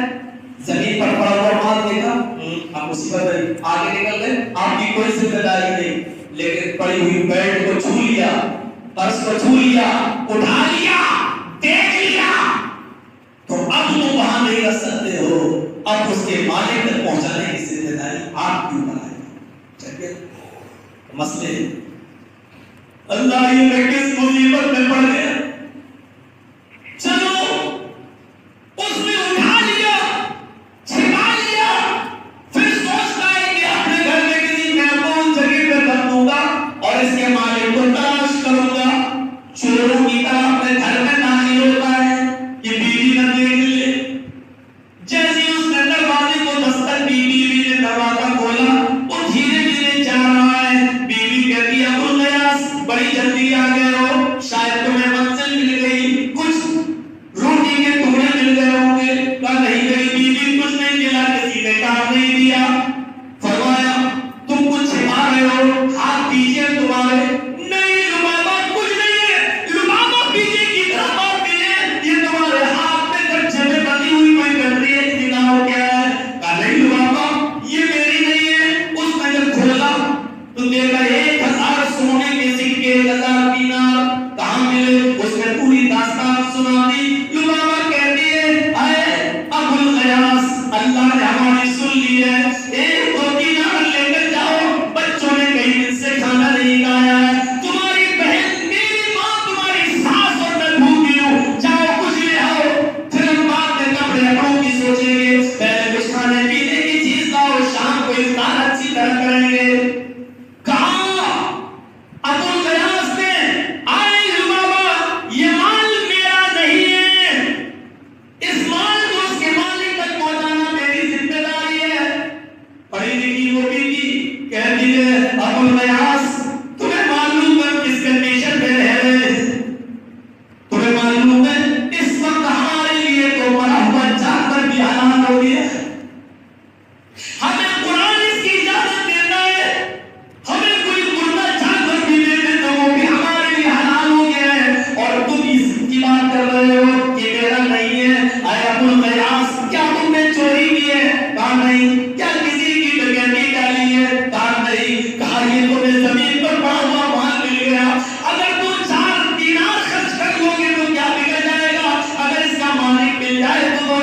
دینار کا ہی دے دینا، جلدی جاؤ۔ کہتا نہیں، ایک دینار بھی کیسے نہیں لے سکتی ہو میری بیوی، میں 86 سال کی عمر کو پہنچ چکا ہوں، میں نے اپنی زندگی کے 50 سال بڑے تقوی کے گزارے ہیں، بڑے بزرگی کے گزارے ہیں، اب میرا پیر کمر میں لٹک چکا ہے، آخری وقت میں اپنا ایمان خراب نہیں کروں گا۔ جو بابا نے جو دینار نکالنے کی کوشش کی، جاؤ لے کر آؤ، بات نہیں مانتے ہو تم، اتنے میں وہ کہتا ہے بابا اگر ایک دینار بھی تم نے نکالا اور اس میں سے خرچ کیا تو تجھ پر طلاق۔ اچھا تو اب تم طلاق کرا گئے ہو، زندگی میں کبھی طلاق کی لت کی نہیں کی تو طلاق، اب میری بیوی یاد رکھنا بابا، میں اپنی آخری وقت میں اپنی آخرت برباد نہیں کروں گا، رکھو یہاں پر رکھ دیے، سنبھال کے رکھ دیا۔ ظہر کی اذان کا وقت ہے، ابو الغیاث خانہ کعبہ کی طرف جا رہا ہے کہ نماز پڑھو ہے اور اس کے مالک کو تلاش کرے۔ ظہر کی نماز ختم ہوتی ہے، السلام علیکم ورحمۃ اللہ، السلام علیکم ورحمۃ اللہ، جیسی سلام پھیرا جاتا ہے خانہ کعبہ میں کہ ایک خراسانی نوجوان کھڑا ہوتا ہے اور کھڑا ہو کر اعلان کرتا ہے، لوگوں 1000 سونے کے سکوں سے بھری ہوئی میری ہمیانی کہیں گر گئی ہے، کہیں غائب ہو گئی ہے، اگر اللہ سے ڈرنے والے کسی انسان کو ملی ہو تو وہ مجھے دے دے، اللہ اس کو ڈبل اجر دے گا۔ ابو الغیاث کہتا ہے میرے پیروں کے نیچے سے زمین سرک گئی، 1 سال کا انتظار کیا کرتا، یہ تو 24 گھنٹے بھی نہیں گزرے، 12 گھنٹے بھی نہیں گزرے کہ اس کا مالک مل گیا، لیکن ایک چال چلتا ہے اپنے بچوں کے پیٹ کو پالنے کے لیے، کیا کہتا ہے، کھڑا ہو گیا، اے خراسانی نوجوان، ہمارا علاقہ بڑا غریب ہے، پسماندہ ہے، بیکورڈ ایریا ہے، تم تو دیکھ ہی رہے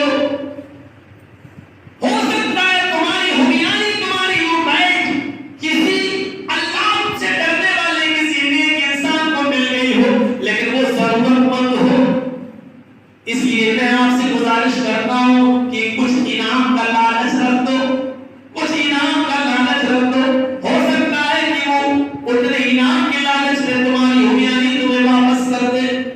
خراسانی نوجوان کہتا ہے بابا تمہاری بات ٹھیک ہے، اچھا بتاؤ کتنا انعام کر دوں؟ یہ بزرگ کہتا ہے اے نوجوان کم سے کم 10واں حصہ 1000 اگر دینار ہے تو 100 دینار کا انعام کا اعلان کر دو، 10واں حصے میں شاید وہ اس لالچ میں تمہاری ہمیانی تمہیں دے دے۔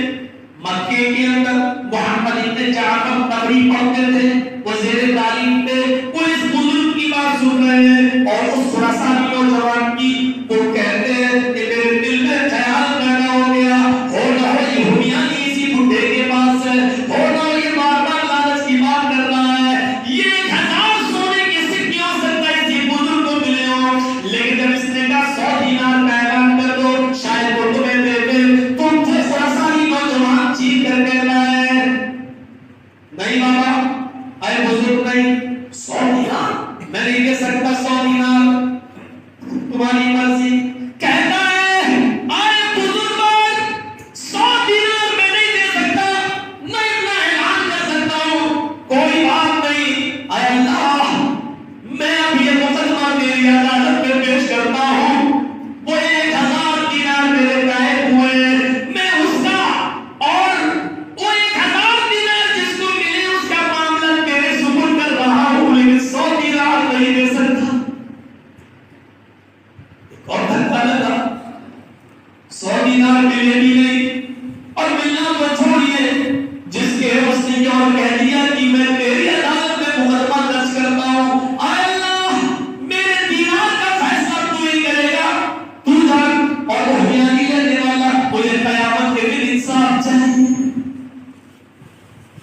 وہ خراسانی نوجوان مکے میں جہاں ٹھہرا تھا وہاں چلا گیا اور ابو الغیاث اپنے گھر کی طرف آ گیا۔ محمد ابن جعفر تبری جو مکے میں پڑھتے تھے وہ اس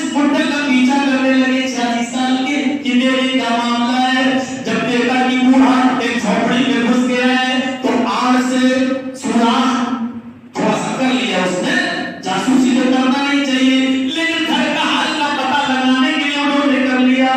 وہ بوڑھا ابو الغیاث گھر کے اندر داخل ہوتا ہے، کہتا ہے آئے لبابا، دیناروں کا مالک مل گیا ہے، میں نے اس کو 100 دیناروں کا لالچ دینے کے لیے کہا لیکن اس نے نہیں دیا، بڑا کنجوس ہے وہ، میں سوچ رہا تھا کہ 100 دینار مل جائے تو میری کچھ اصلاح ہو جائے، میری بچوں کا پیٹ بن جائے۔ میں کہہ رہی ہوں 2-4 خرچ کر لو، اب میں نہیں کر سکتا۔ پھر اس نے 4 نمازیں بوڑھے نے اپنے گھر پڑھی۔ محمد ابن جعفر طبری کہتے ہیں کہ میں نے اس کے گھر میں جب جھانک کر دیکھا تو میں نے اس کی 4 بیٹیوں کو ایسے کپڑے پہنے ہوئے دیکھا جس میں پیوند لگے ہوئے تھے، جس میں چھوڑ لگے ہوئے تھے، اس کی بہنوں کے کپڑے جوڑ تھے، اس کی ساتھ بھی پھٹے ہوئے کپڑے پہنے ہوئے بھی، اس کی بیوی کے پاس بھی کوئی کپڑا نہیں تھا، اور وہ بوڑھا اپنی ایک قمیص جو پہنے ہوئے کا کہہ رہا تھا آئے لبابا میں خانے کعبہ میں ظہر کی نماز پڑھ کے آ گیا، اب یہ میری قمیص تم پہن لو، تم بھی نماز پڑھ لو، اس کے بعد اپنی ماں کو دے دو وہ نماز پڑھ لے، اس کے بعد ایک ایک کر کے میری 4 بیٹیوں کو دے دو وہ بھی نماز پڑھ لے۔ میں نے اس قمیص کے علاوہ بوڑھے کے گھر میں کچھ نہیں دیکھا۔ دوسرا دن ہوتا ہے، بوڑھا خانے کعبہ جاتا ہے، ظہر کی نماز کے بعد خراسانی نوجوان پھر اعلان کر رہا ہے آئے حج و عمرے کے لیے آنے والوں، اگر تمہیں کسی کو میری 1000 دیناروں کی تھیلی دنیانی ملی ہو تو دے دے، اللہ اس کو ڈبل اجر دے گا۔ یہ بوڑھا کھڑا ہوتا ہے، کہتا ہے نوجوان کل میں نے تم سے کہا تھا کہ 100 دینار کا لالچ دے تو شاید اللہ سے کرنے والا وہ تمہیں دے دے، تم نے نہیں مانی میری بات۔ اچھا ایسا کرو 100 دینار نہیں دے سکتے ہو تو کم سے کم 10 دینار کا ہی اعلان کر دو، شاید اللہ سے کرنے والا وہ انسان یہاں موجود ہو تمہیں دے دے۔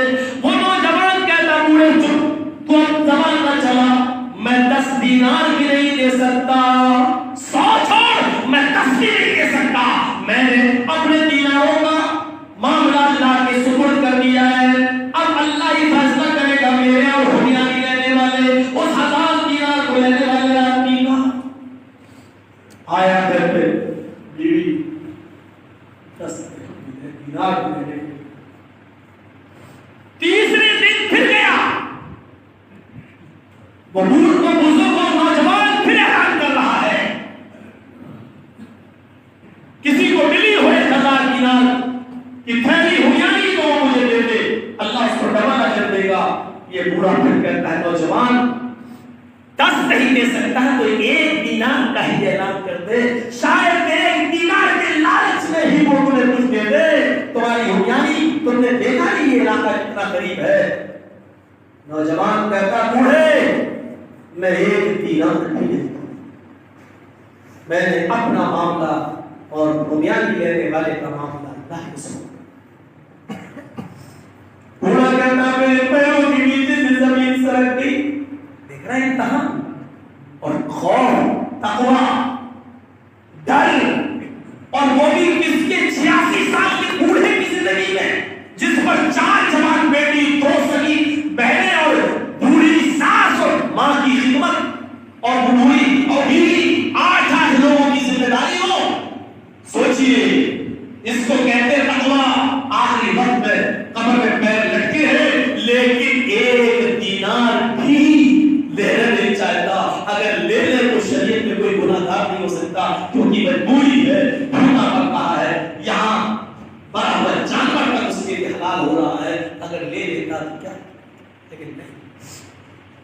جب 1 دینار کا بھی اس نے اعلان کر دیا، بوڑھا کہتا میرے پیروں کے نیچے سے زمین سرک گئی، آخرکار سمجھ گیا یہ کنجوس ہے، نہیں دے گا۔ کہتا خراسانی نوجوان 1 دینار بھی نہیں دو گے، بولا نہیں، کہا اٹھو چلو آؤ میرے ساتھ، تمہاری ہمیاری میرے پاس ہے اور آؤ میرے گھر میں اپنی ہمیاری۔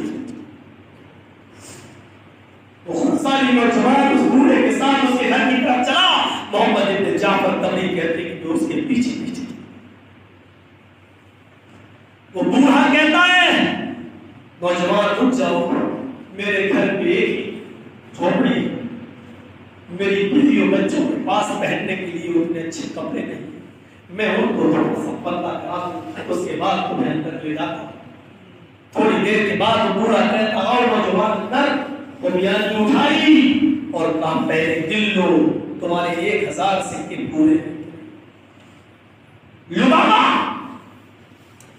کی 4 بیٹیاں، 2 بہنیں، بوڑھی ساس، جھونپڑی میں تھوڑا سا سوراخ کر کے منظر دیکھ رہی تھی۔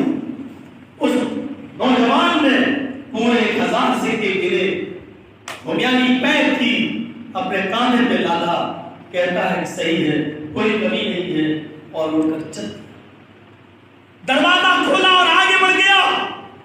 لبابا کہتی ہے جب وہ 1000 دینار لے کر میرے گھر سے نکلا تو مجھے ایسا لگا جیسے میرا جوان بیٹا بن گیا، اتنی تکلیف ہوئی مجھے۔ وہ نکل گیا اور چلا گیا، آگے بڑھ گیا، مجھے جھٹکا لگا، ایسا لگا جیسے ایک جوان بیٹا میرا مر گیا ہو۔ میں گھر پھیر کر آئی، کہنے لگی اگر 1 دینار لے لیتے تو کیا ہوگا؟ کہا نہیں، اللہ سے ڈرو، اللہ سے ڈرو، میں نے آخری وقت میں اپنے پیر کو قبر میں لٹکائے ہوئے ہوں، میں بیماری کر کے نہیں کرتا۔ ابھی لبابا 4 بیٹیوں بہنوں کی لان تان سن رہا تھا، گھر بھول گیا۔ ذمہ دار آدمی کو سننا پڑتا ہے، صبر بھی کرنا پڑتا ہے۔ ابھی سن رہا تھا کہ تھوڑی دیر میں وہ نوجوان جو 1000 دینار لے کر گیا تھا دروازے کو کھلا دستک دے۔ ابو الغیاث دروازہ کھولتے ہیں، سامنے وہی نوجوان کھڑا ہے۔ ابو الغیاث کہتے ہیں کہ مجھے غصہ آیا، دھکار دوں اس کو، اب کیا لینے آئے ہو؟ بھاگو یہاں سے، تمہیں تمہارے درہم دینار مل گئے، اب کیا کرنے آئے ہو؟ جاؤ یہاں سے۔ اگر وہ ایسا کہہ بھی دیتا تو غلط نہیں ہوتا، کیونکہ اس کی بیوی بچوں پر اس کو 1 دینار دینے کا ترس نہیں آیا۔ لیکن اس نے کہا نہیں، یہ خراسانی نوجوان ہے، میرا مہمان ہے، اس نے جو سلوک میرے ساتھ کیا وہ اللہ دیکھ رہا ہے، لیکن آخری عمر میں مجھے اپنے مہمان کے ساتھ ظلم بھی نہیں کرنا۔ نوجوان اور کیا بات ہے، پانی پیو، اگر مہمان نوازی کرنا چاہتے ہو، رکنا چاہتے ہو تو کنویں کے پانی کے سوا میرے پاس بیٹھو۔ اس نے کہا ابو الغیاث میرے باپ نے مرتے وقت 3000 دینار چھوڑے تھے اور کہا تھا کہ میری سواریاں بیچ کر حج کا انتظام کر لینا، میں نے وہ بیچ کر حج کا انتظام کر لیا۔ پھر وہ گئے تو 3000 دینار چھوڑ گئے، اور 3000 دینار میں 1000 دینار اسی ہمیانی میں رکھ کر مجھے یہ کہہ کر یہ وصیت کر گئے، یہ اس شخص کو دینا جو تمہاری نظر میں سب سے زیادہ غریب ہو۔ یہ وصیت کر کے ان کا انتقال ہوا تھا تو میں ڈھونڈ رہا تھا کہ سب سے زیادہ غریب کون ہو میں اس کو دوں۔ میں نے خراسان سے لے کر مکہ تک ایک آدمی کے گھر کو دیکھا، میں نے خراسان سے مکہ تک سب سے زیادہ غریب اگر کسی گھر کو پایا تو تیرا گھر پایا۔ آئے مسلمان، تم سے زیادہ غریب خراسان سے مکہ تک کوئی نہیں ہے، اس لیے میرے باپ کی وصیت کے مطابق یہ 1000 دینار میں تمہیں دے رہا ہوں، لو۔ اور یہ کہہ کر وہ چل دیا، کچھ نہیں سنا، یہ میں تمہیں دے رہا ہوں۔ ابو الغیاث نے نظر آسمان پہ ڈالی، فرمایا اللہ سچ فرمایا، وَمَن يَتَّقِ اللَّهَ يَجْعَل لَّهُ مَخْرَجًا، جو اللہ سے ڈرتا ہے اللہ اس کے لیے نکلنے کا راستہ بنا دیتا ہے، وَيَرْزُقْهُ مِنْ حَيْثُ لَا يَحْتَسِبُ، اور ایسی جگہ سے روزی دیتا ہے جہاں سے بندے کو گمان بھی نہیں ہوتا۔ امیدیں ٹوٹ چکی تھی اور اس میں آپ 1000 دینار پہ مل گئے۔ یہ آدمی چلا جا رہا ہے، ابو الغیاث نے دروازہ کھولا تو کیا دیکھا؟ ہمیانی دینے والے آدمی کے پیچھے محمد ابن جعفر تبری لا رہے ہیں۔ آواز دی آئی محمد جی ادھر آؤ، تم کہاں تھے؟ کہا میں پہلے ہی دن سے آپ کو دیکھ رہا تھا۔ اس کا مطلب تمہیں سب کچھ معلوم ہے؟ کہا مجھے سب کچھ معلوم۔ کہا احمد اور کرو بوڑھے کا ایک آئے محمد ابن جعفر، میں نے احمد ابن یونس یرغوی سے سنا ہے، اس بوڑھے طریق کے آئے محمد ابن جعفر تم مکے میں پڑھتے ہو، غور سے سنو، میں نے احمد ابن یونس یرغوی سے سنا ہے، وہ فرماتے ہیں کہ میں نے نافع سے سنا ہے، حضرت نافع کہتے ہیں کہ میں نے عبداللہ ابن عمر سے سنا ہے، عبداللہ ابن عمر کہتے ہیں کہ میں نے جناب محمد رسول اللہ کو عمر فاروق اور حضرت علی سے یہ کہتے ہوئے سنا ہے کہ جب کوئی مال، جب کوئی تحفہ تمہیں بنا لالچ کے، بنا محنت کے اور بنا لالچ کے مل جائے تو اس کو لینے سے انکار نہیں کرنا چاہیے۔ اللہ تعالیٰ نے بنا لالچ اور بنا محنت کے یہ تحفہ مجھے دیا ہے اور تم برابر سے اس میں شریک ہو، کیونکہ تم پہلے دن سے تم جانتے ہو کہ کیا ہے، آؤ اس تحفے میں تمہارا حصہ ہے، آؤ ہم لوگ مل کے اس تحفے کو بانٹ لیتے ہیں۔ محمد ابن جعفر کو بھی اپنے گھر لے آئے، اپنی چاروں بیٹیوں سے کہا بیٹھ جاؤ، چاروں بیٹیاں بیٹھ گئی، دونوں بہنیں بیٹھ گئی، بوڑھی ساس بیٹھ گئی اور مسکین بیوی بھی بیٹھ گئی، 8 لوگ لائن سے بیٹھ گئے۔ ادھر ان کے بغل میں یہ نواز بھی یعنی ابو الغیاث بیٹھ گیا اور اپنے بائیں سائڈ میں محمد ابن جعفر پگڑی کو بٹھا دیا۔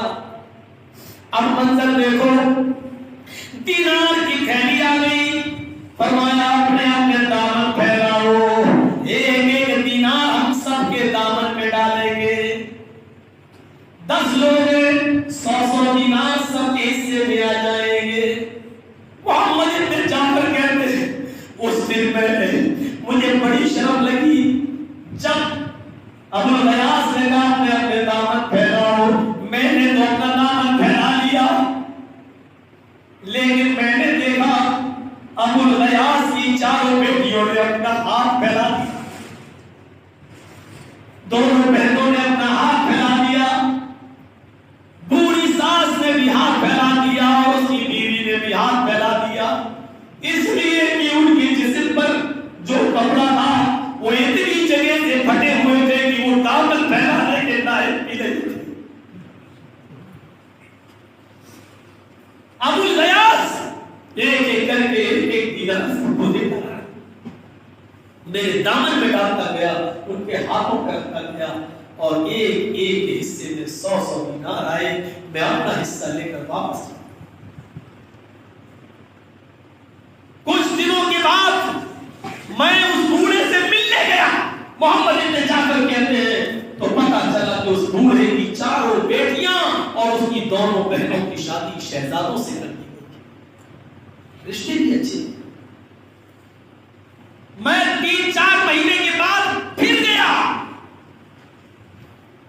ان بیٹیوں کے شوہروں سے ملا، اس کی بہنوں کے شوہروں سے ملا اور میں نے ہمیانی والا واقعہ سنایا کو بڑی دلچسپی سے سنتے تھے۔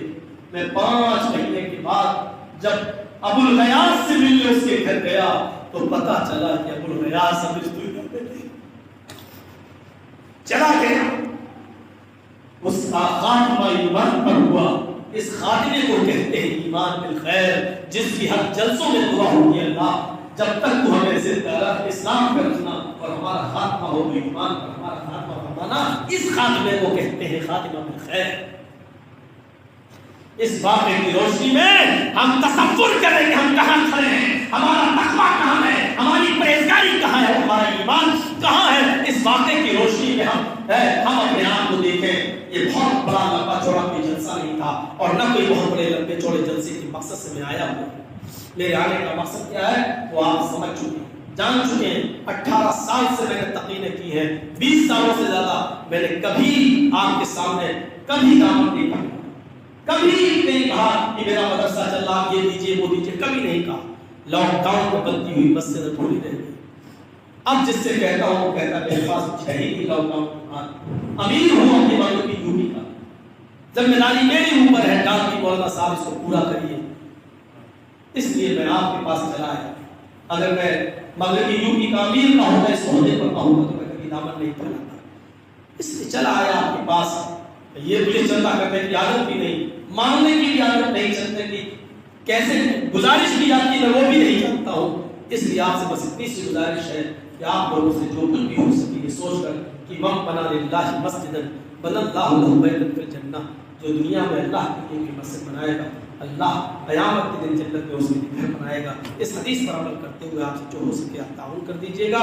میں کل نکل جاؤں گا، میرے پاس بھی وقت کی تھوڑی کمی رہتی ہے۔ اللہ تعالیٰ سے دعا ہے کہ بارے اللہ ہمارے اندر تقویٰ پیدا فرما دے، ایمان ہمارے اندر پیدا فرما دے، جو بیمار ہیں ان کو شفا کاملہ اور عاجلہ کا فرما، جو تیری رحمت کو جا چکے ہیں ان کی قبروں کو نور سے بھر دے۔ اور اے اللہ ہم تجھ سے دعا کرتے ہیں کہ جب تک تو ہمیں زندہ رہا، تقوی والی زندگی پر زندہ رہا، ایمان والی زندگی پر زندہ رہا، اسلام پر زندہ رہا، اور ہمارا خاتمہ ہو ایمان پر ہمارا خاتمہ فرمانا۔ وما علینا الا البلاغ المبین وآخر دعوانا الحمد للہ رب العالمین۔ السلام علیکم ورحمۃ اللہ وبرکاتہ۔ وما أرسلناك إلا رحمة للعالمين